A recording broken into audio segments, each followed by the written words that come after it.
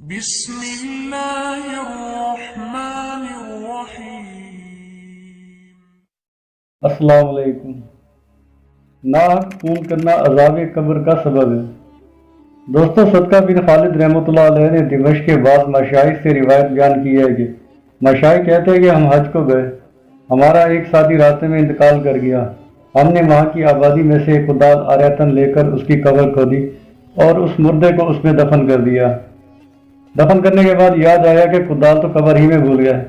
ہم نے قبر کو پھر کھودا تو کیا دیکھتے ہیں کہ اس مردے کی گردن اور دونوں ہاتھوں کو اس کدال میں باندھ دیا گیا ہے۔ ہم نے یہ دہشت ناک منظر دیکھ کر قبر کو مٹی سے پاڑ دیا اور کدال کو نہ نکال سکے۔ کدال کے مالک کو اس کی قیمت دے کر راضی کیا۔ جب ہم سفر سے لوٹ کر آئے تو اس مردے کی بیوی سے اس کا حال پوچھا۔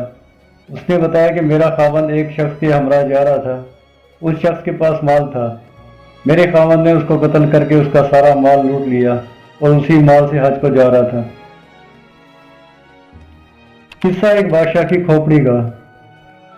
ابن جوزی رحمۃ اللہ علیہ نے روایت بیان کی ہے کہ حضرت عیسیٰ علیہ السلام اپنے ساتھیوں کے ہمراہ جا رہے تھے، راستے میں کسی مردے کی ایک کھوپڑی نظر آئی۔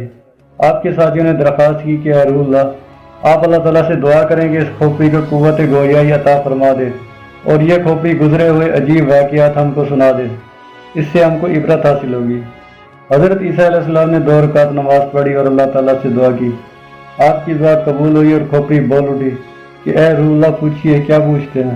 اللہ تعالیٰ کا حکم ہے کہ میں آپ کی باتوں کا جواب دوں۔ آپ نے پوچھا تو اس زمین میں کون سی شخصیت رکھتا تھا؟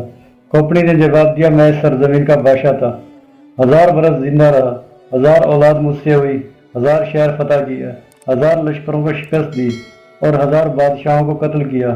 بالآخر اس فاتح زمانہ کو موت آئی۔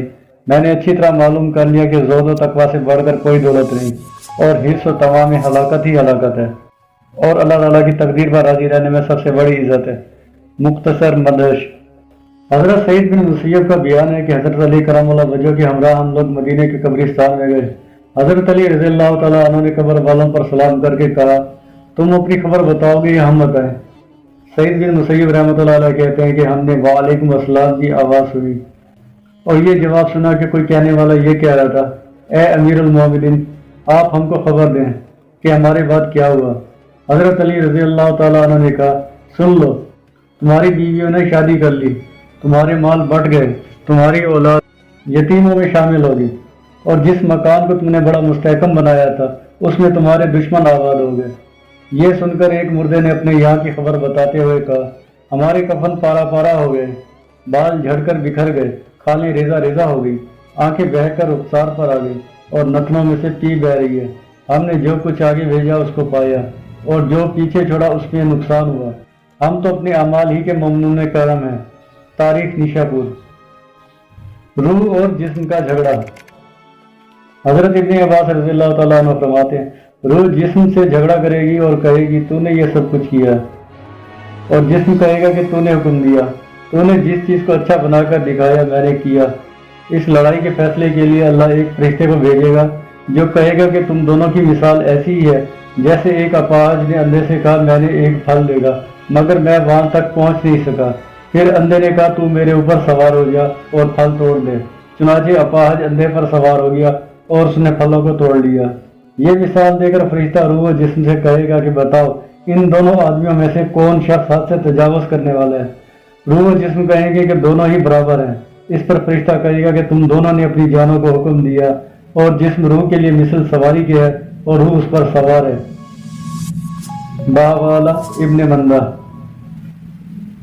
حضرت انس رضی اللہ تعالیٰ عنہ نے مرفوع روایت بیان کی کہ روح جسم قیامت کے دن جھگڑا کریں گے کہ میں تو کھجور کے تنے کی طرح پڑا ہوا تھا، اگر روح نہ ہوتی تو میں نہ ہاتھ ہلا سکتا نہ پاؤں، اور روح کہے گی میں تو ایک ہوا تھی، اگر جسم نہ ہوتا تو میں کچھ کرنے کی طاقت نہ رکھتی۔ اس کے بعد مذکورہ والا روح و جسم کی مثال اپاہج اور اندھے کی بیان فرما کر روح و جسم دونوں کو شریک کار کر لیا جائے گا۔ باوالا دار قطنی۔ زوائد الزہد۔ فما علینا الا البلاغ المبین۔